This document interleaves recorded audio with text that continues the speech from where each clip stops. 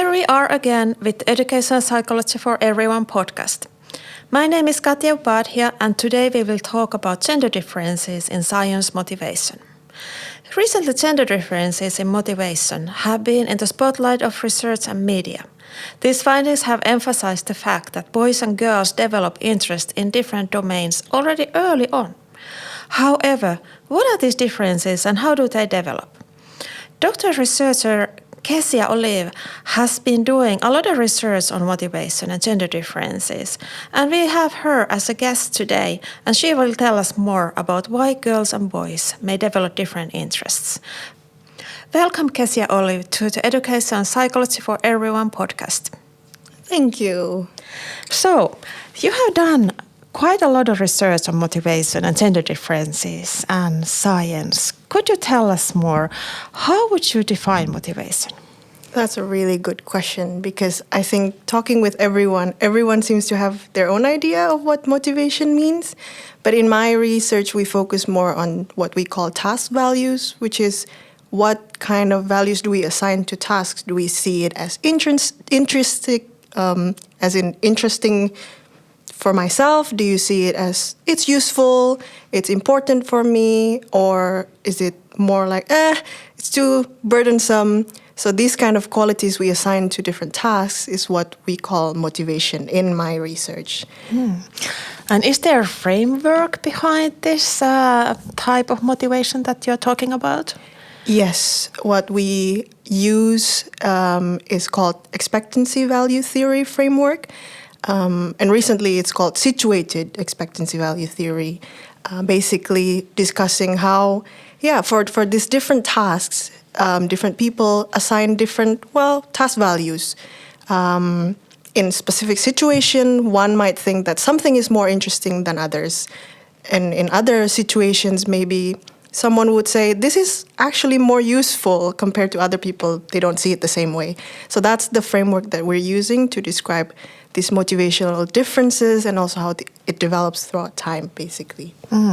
So if a teacher gives some assignment during some class at school, different students might experience it differently? Yes, exactly.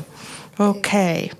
So somebody might think that one task is important for their future career, or how do you think? What do you think about this future aspect or usefulness? Yes. So for example, let's take math, for example, a subject that for a lot of students they see it as, I just have to go through it because it's part of school. While for others they see it more like, this is so exciting. This is how I can see. For example, if I have money problems in the future, I can solve it with specific ways, and it's useful because I'm taught in math how to do it. And these could be just the same classrooms, but then different students have these perspectives. So yes, exactly what you said. For some students, they may see certain subjects, certain activities in the classroom as more useful than others. And for the different tasks and also different kind of values, not just usefulness, also importance, interestingness, and also how burdensome it is or how exhausting it is. All students will assign different levels of these for different things. And could you tell us a little bit more about that personal importance? What it really is? What would it be if you think of it as a task value while you're doing some task, or if you relate it to some domain? What does it mean? So we define this importance more towards what does it say for your identity usually? So am I someone who sees being able to talk well as important? Maybe some students say, I am from this kind of family, we need to make a lot of arguments, therefore I see learning how to make arguments is really important to me. Or seeing more like, I come from a family that is doing a lot of medicine-related stuff. My dad is a doctor or something like that. Therefore, I see subjects related to biology or health sciences as really important because that's part of who I am. So that's more of this importance value. Right. And then if we think about, you also mentioned the interest there at the beginning. And if we think about interest, we oftentimes see some titles in the media or newspapers which talk about interests that students might have, or that boys and girls develop different interests. What is then meant within motivation? What is this interest then? So usually it's describing this experience of, for no particular reason, I find myself drawn into this subject or drawn into this task. When I think it's linked a lot with experience of flow, for example, where you're doing something and suddenly time passes so fast and you're realizing, 4 hours had passed and I have been doing the same things and I just didn't realize at all because I'm so absorbed, I'm so enjoying what I'm doing.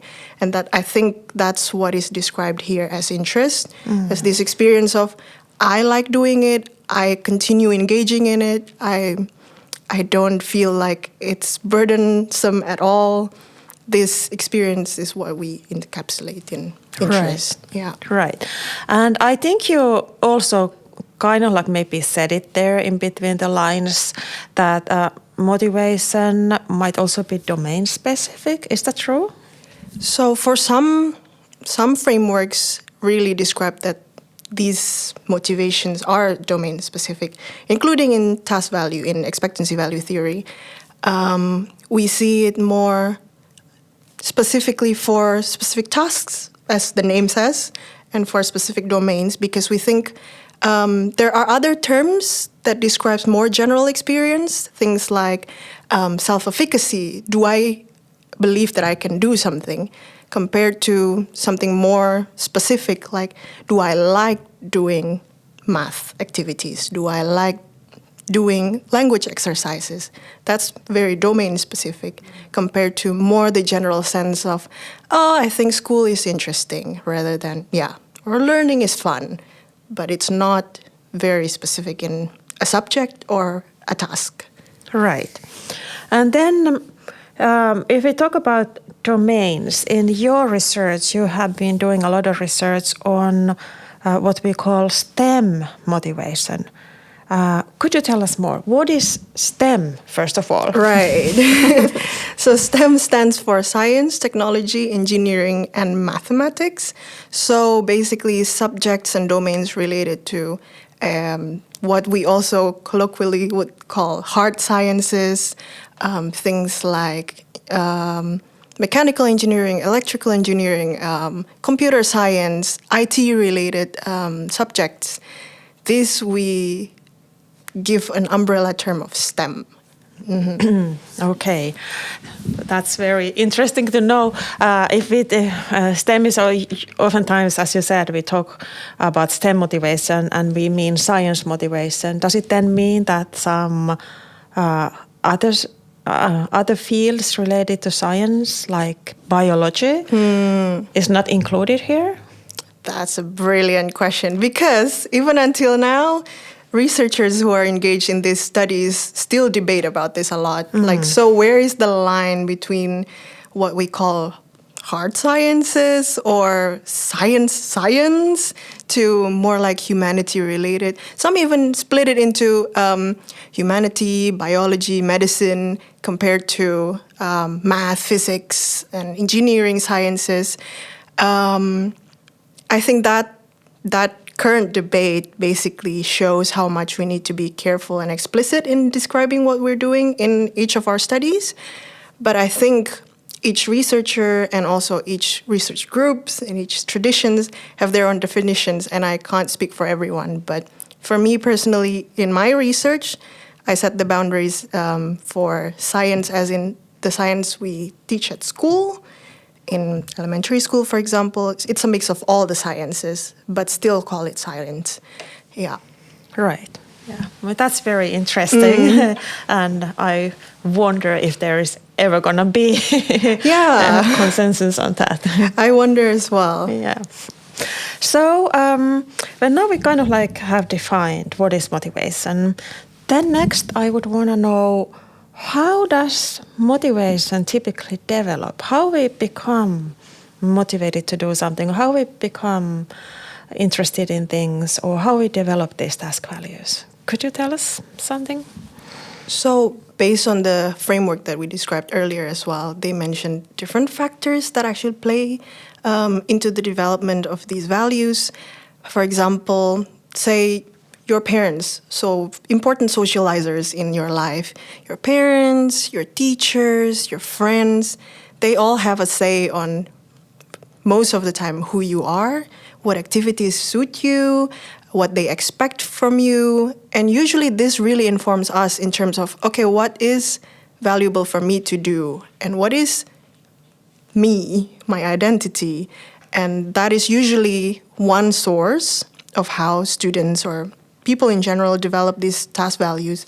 And then the other side is more inherent, like I described earlier. For enjoyment, for example, you can't really describe it. Sometimes you find something you do, and then for no conscious reason at all, you find yourself just keep on doing it, and you enjoy doing it continuously.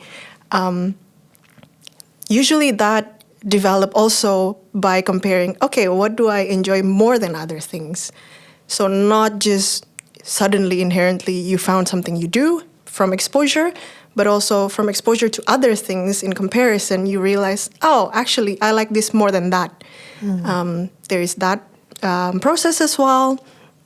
And then there's also throughout time, your experiences, like, oh, what is the feedback that I get? For example, in schools, do I get good grades out of this?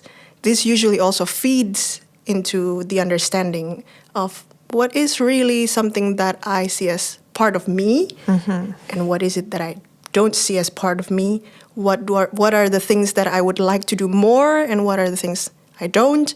Things I find more confidence in, and things that I'm not. So we always adjust this throughout our life, basically. It's nonstop, and it's from contextual factors, but also individual factors. And interestingly, in this theory as well, we see that usually gender plays a role in that.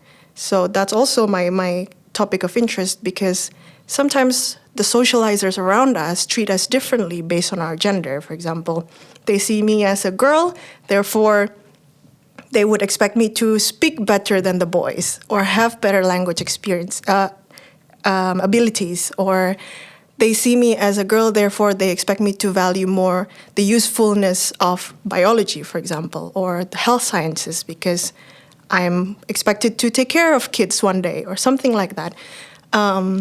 So that is another factor. Right.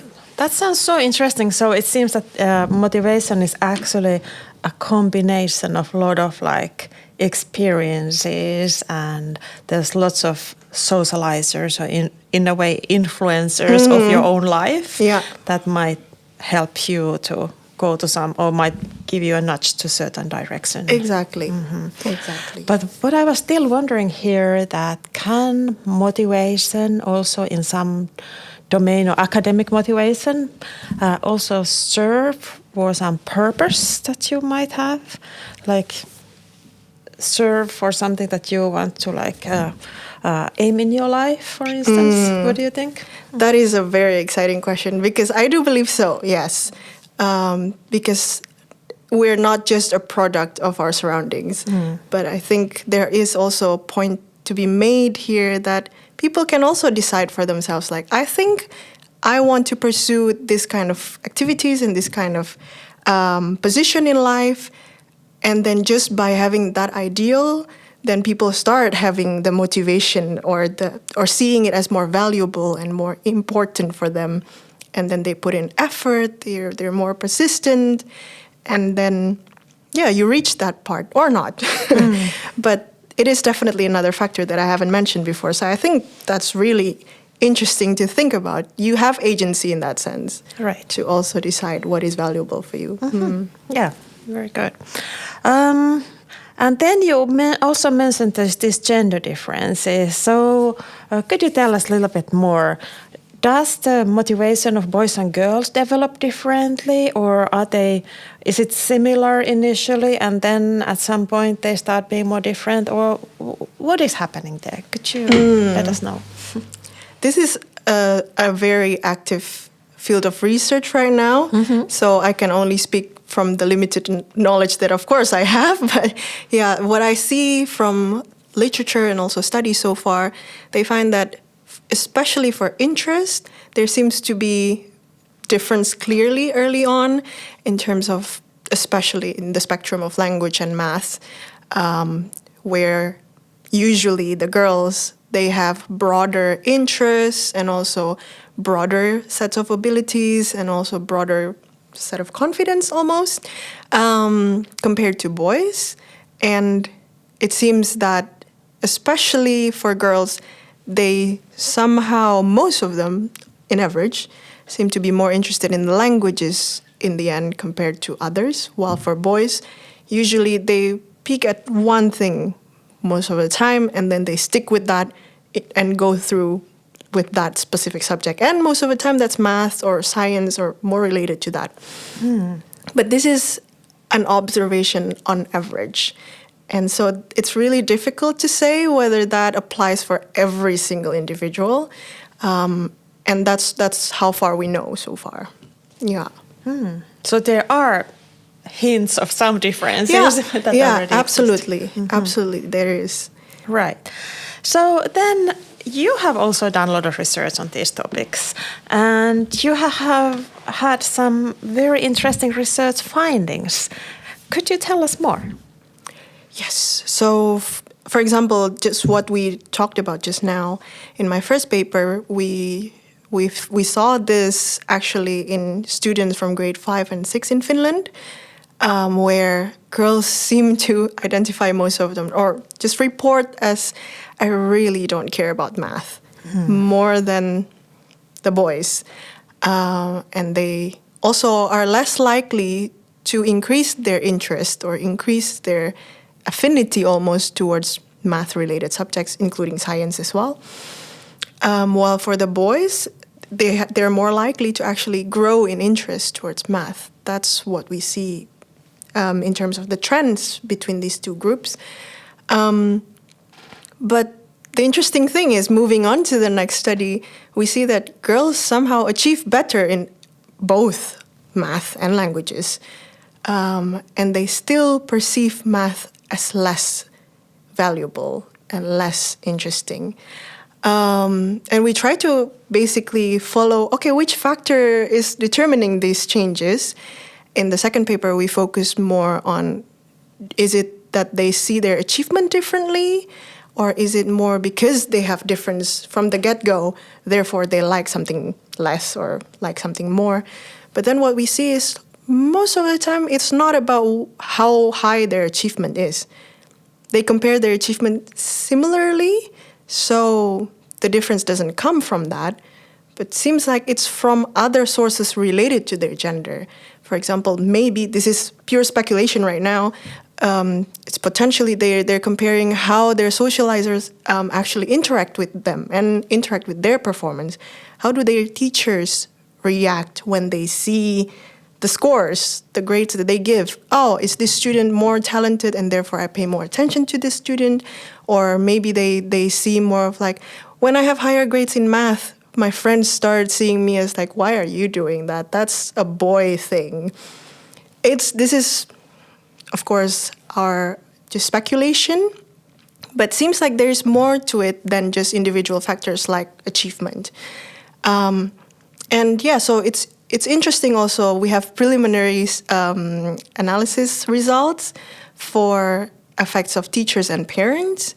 And what we see is also in classrooms, especially science classrooms, we see that teachers are less related to their female students in this specific setting in science classroom.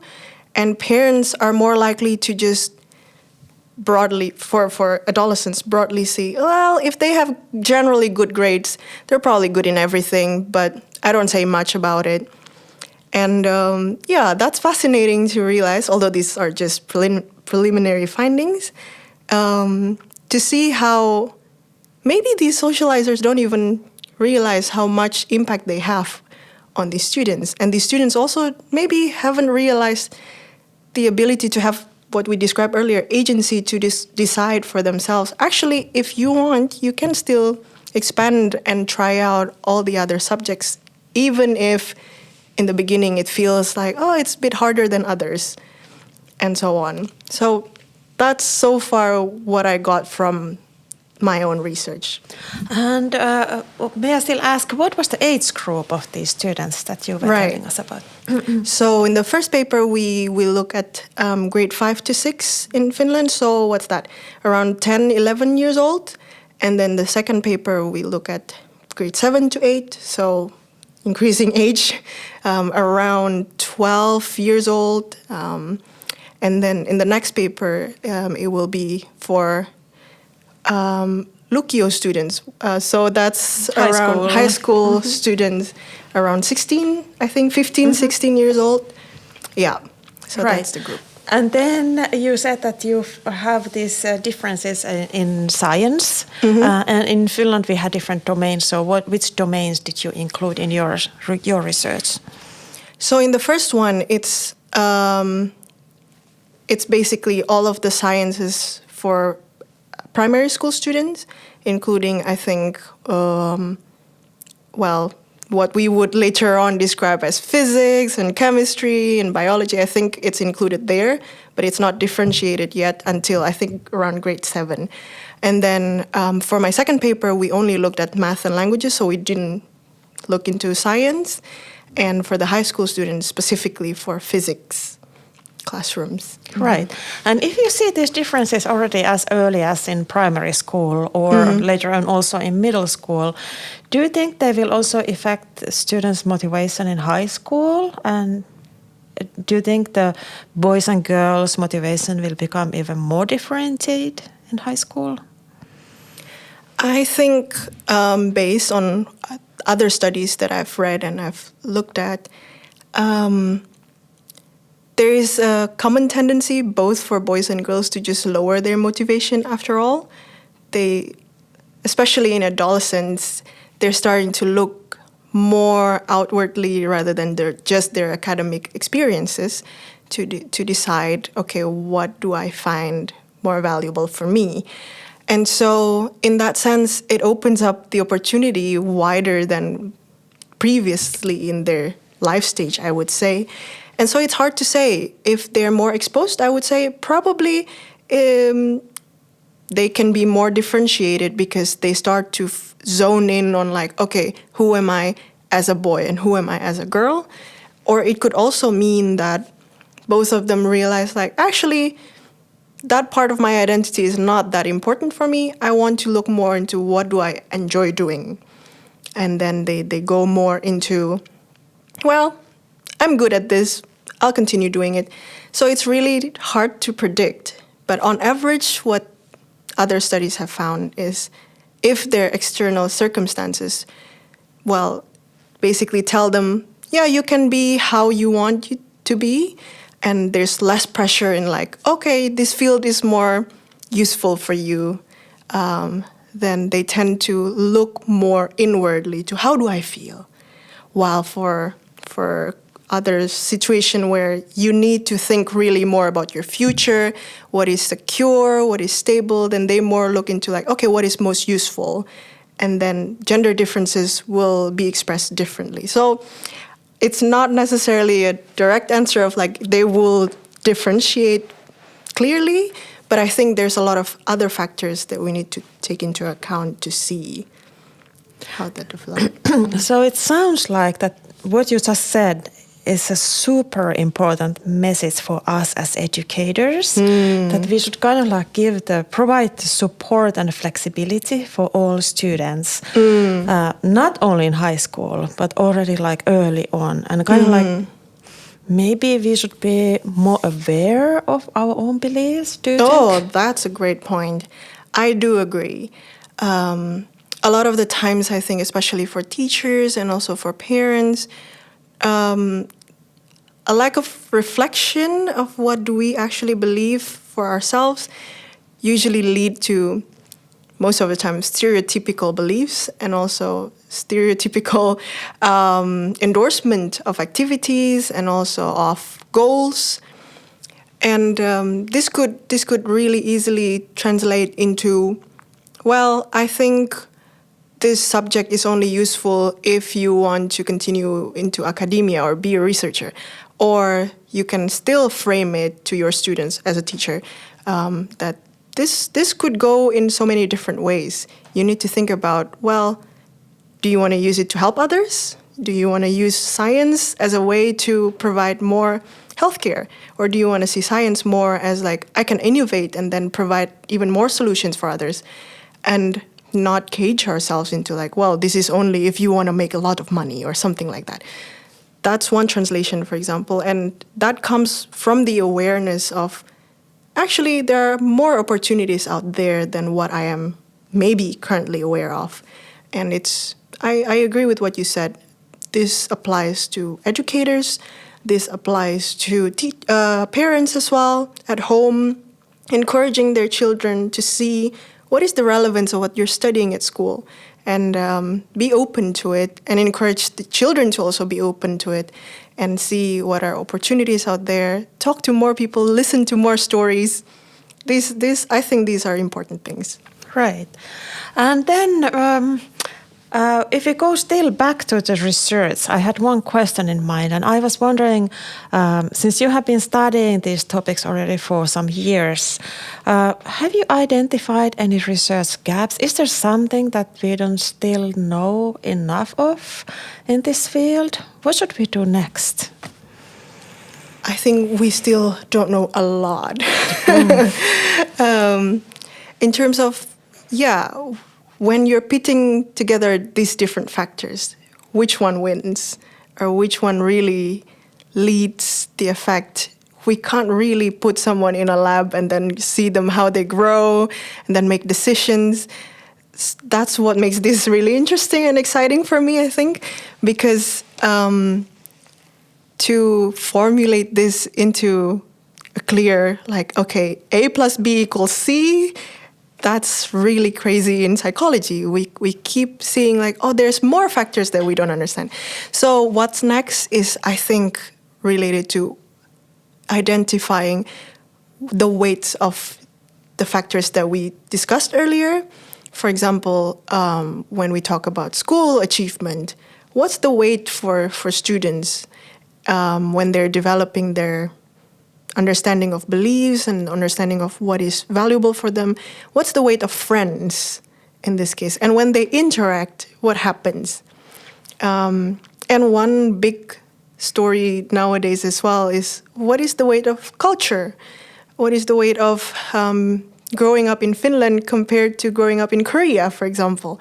Or what is the weight of having a more individualistic view in the culture versus more collectivist, and more of those. We see more and more that there's still so much we don't understand in how people behave and make decisions that, I think the possibilities are endless if I need to list them. Yeah, and you mentioned something about the culture. Do you think there's also cultural differences in motivation in general? I think for the broader sense, in terms of, for example, psychological needs, I would say we are comparable in no matter what cultural backgrounds, but the way that is expressed, I think, is very different. For example, in terms of what is important for one culture might be different for another culture, especially when we zoom in further in domain-specific motivation. I would say yes, there must be clear differences between cultures. But when we see more broadly, then I think there might be less differences than we think, because we're all humans after all. So it depends on which lens we're using. There is definitely more to discover in terms of cultural difference and its effects. Yeah, right. And then also the educational systems and curriculums, they vary across the countries. Yes. Do you think this has a huge impact on motivation as well? I would assume so. In a lot of countries, for example, education related to mathematical literacy starts early on, and in a very different way compared to others. The way students learn about school and learn how to read differs per country, I would say. Imagine all the alphabets that are different. Imagine all the way things are expressed so differently. In French, the way you count is very different from the Finnish way of counting and very different from the English way of counting. When you teach these to students, then it's of course very different as well. And so different school systems embedded in their own cultures, I think definitely has specific impacts on students, and also what kind of soft skills and what kind of strategies they know compared to other students in other countries. And I think it is also an active field of research to determine which way of thinking maybe can be enriched so that we can, cross fertilize in that sense. What can we learn from other countries that we don't actually have and could enrich the way we think and the way we teach? And that's very exciting. Yeah. Sounds like there's endless possibilities. Yeah. Right. Yeah, for sure. And so this kind of so fascinating topic, it's hard to not ask more questions, but I still wanted to ask you, earlier you mentioned also the situational expectancy value theory, I think. And then, so could you still tell us a little bit more, what does it mean? What is situation motivation and compared to the motivation that we normally talk about just at the regular level? Let's take the example of within a classroom. So the situational one we would describe as in, okay, during this one lesson, there are 3 different activities. The first one being the teacher talking more at the front and you were just listening. And then the way you feel about the subject might be very different when you move on to the next activity, which is when the teacher starts showing you, okay, these are problems you need to solve and talk to your friends about. And then you might actually find it even way more interesting because, I get to actually process this and talk with my friend that I really like and then discuss how this imply or how I understand this. And then the next time point when you have to report it to the teacher, you might end up feeling like, I'm so nervous. I don't want to talk in front of all the students, and then realize I don't like this anymore. See, so all these ups and downs, for example, in this story, that shows how in each activities, in different time points, depending on where you look at it, you have different levels of what you think you like and you don't like, what you think is useful and you don't agree. But of course, this could also end up influencing what you believe overall. When you're asked in the beginning of the school year what you find interesting would be very different from the end of the school year after all those experiences adding up to one another. And so when we talk about situational task value, we talk more about, very context-specific, time-specific, experience-specific. And then when we talk about more on the broader terms, we talk about more what is more stable after all the experiences. When you look back or when you just sum everything together, what is still there? So that's the different levels of thinking about it. Right. And I know that the broader or general motivation we oftentimes measure with surveys or online forms. How do you even capture the situation motivation? How can you even study it? Oh, yeah, that is a big challenge and very exciting right now because nowadays, even within our team, we have developed this survey method where every 20 minutes you would get a beep in your smartphone and you're asked, okay, how do you feel right now from these options? And then how interesting do you think what you're doing right now is? And then you rate them. And then do it again in the next 20 minutes, you get it again. That's one way of measuring it. So shorter surveys, really intense per 20 minutes. And then there is another option of some researchers actually opt to just observe students and then they code what the students do and how they behave per, say, every half an hour they chunk their observation, and then they just measure, okay, this student, how many times do they ask, or how many times do they seem to react to the teacher's questions, or things like this. And then from that observation and their own scores, derive conclusions. So there are new ways developed to do this. Some even go to put EEG, for example. So electrodes on students' head when they're basically doing math problems or so. Or eye tracking, so they're tracked from a camera. Where do they look? How many times do they look to a certain place? And sometimes even like their heart rate and all these other measurements, just for us to have a better understanding of what's going on, really. So yeah, that's what we know so far. But I believe there would be even more new methods developed, and we're just in the beginning of it, I think. So you said that in your team you had developed this way to actually send messages to the smartphones of the students. So you actually go and interrupt the class. What do the teachers think? Yeah, that's where really cooperation with the teachers, even before the research starts, really is important. Because I think what I really admire also from the friends who were actively involved in getting all this done is that they even plan the lessons together with the teachers to really have them involved early on and make decisions of like, okay, we want to do this. Do you think it's possible?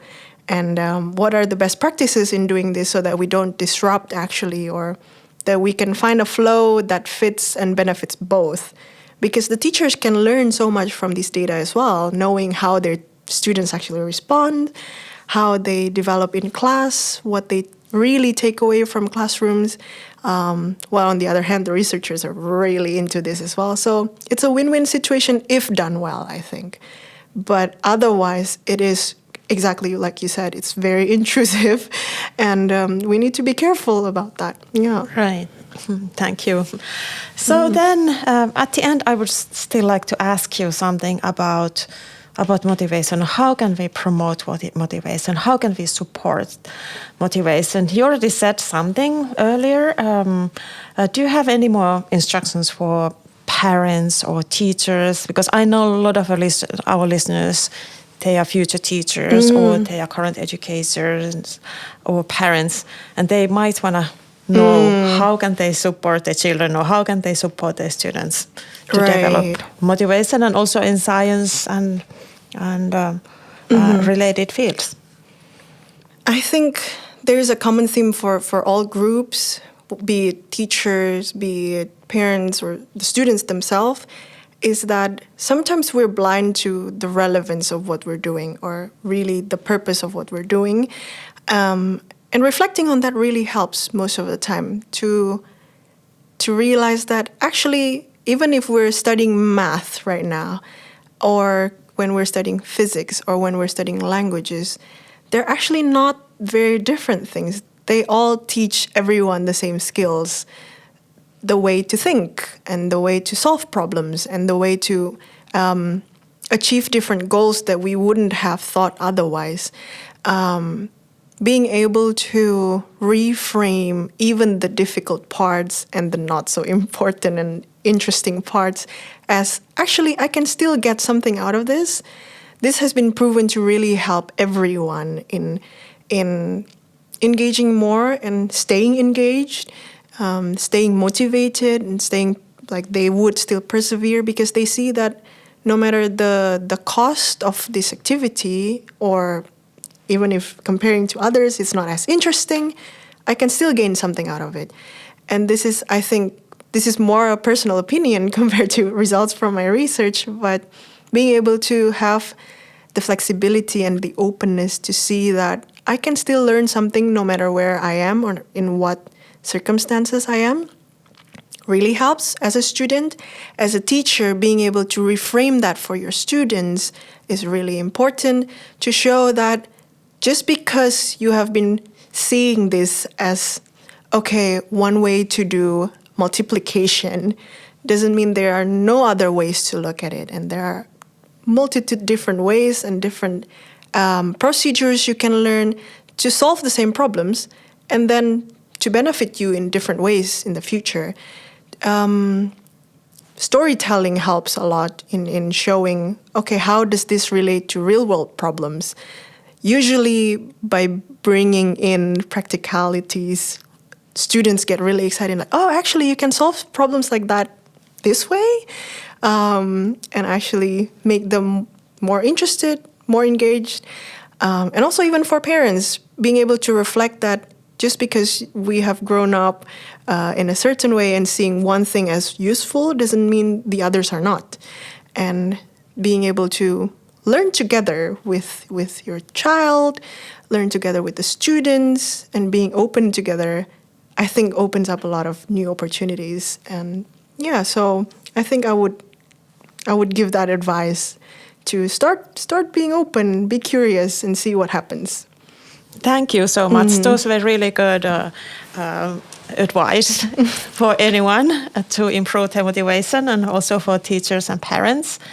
And thank you, Kezia, for coming here to the Educational Psychology for Everyone podcast. And thank you for being our interviewer today. And I'm looking forward to hearing more of your research. Yes, thank you for having me.